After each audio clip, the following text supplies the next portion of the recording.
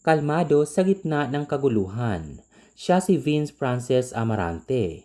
Kinaantigan online matapos manatiling kalmado sa gitna ng isang insidente. Si Vince ay 19 years old na fighter ng kickboxing at Muay Thai at ang nanuntok sa kanya ay isang 14 years old pa lamang. Sinagot ni Vince sa isang interview sa kanya na hindi na niya pinatulan ang batang nanuntok sa kanya dahil ito ay 14 years old pa lamang at baka mapuruhan at maospital pa. Ayon sa kanya, mas pinili niyang manahimik na lang at wag nang patulan ang batang nanuntok para hindi na lumaki ang problema. Sobra na napaka-humble talaga ng batang itong si Vince dahil maraming mga netizens at milyon-milyon ang sumuporta sa kanya dahil sa kanyang may mabuting kalooban. Isa na rin dito ay ang paghanga ng milyon-milyong netizens sa mga magulang ni Vince dahil napakaganda daw ng pagpapalaki nila sa kanya. Dahil sa kabaitan at kabutihan ng loob ni Vince na kumalat sa online na napanood ng milyong-milyong Pilipino,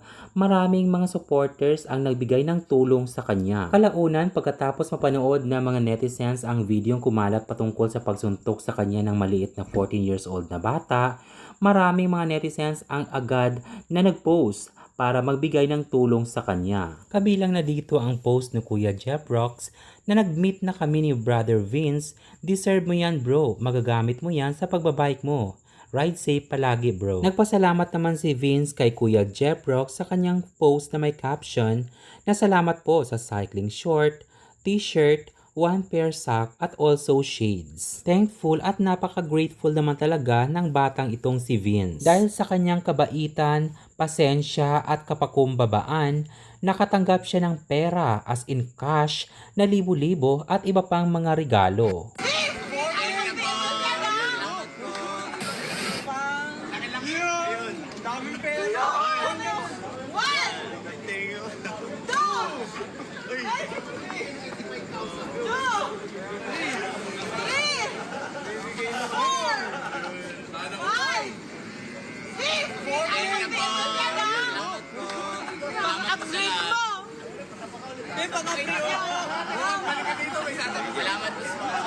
Meron pa nga nag-comment sa edited photo nila Vince na nakabase sa Dubai na gustong tumulong at meron daw siyang ibibigay. At ito yung pinakamatindi.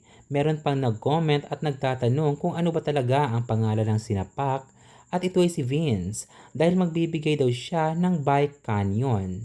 Napakamahal ng bike na ito dahil nagkakahalaga lang naman ito na 320,000 pesos. Sa huli, panalo talaga ang taong mapagkumbaba at may mabuting kalooban laban sa taong nagpapakita ng hindi magandang pag-uugali sa kanyang kapwa. Hindi lang ito dahil marami pa ang mga gustong tumulong at magbigay ng regalo kay Vince dahil sa kanyang kabaitan na pinakita online. Sabi ng mga netizens, ipagpatuloy ni Vince ang kanyang kabaitan at maging inspirasyon, hindi lang sa mga kabataan kundi para sa lahat. Hinangaan din ng mga netizens ang kaibigan ni Vince sa kanyang suporta at pagiging mabuting kaibigan para kay Vince. Ano ang masasabi niyo sa video na ito? Mag-comment na at mag-subscribe para palaging updated sa aking showbiz updates. Maraming salamat sa inyong panunood.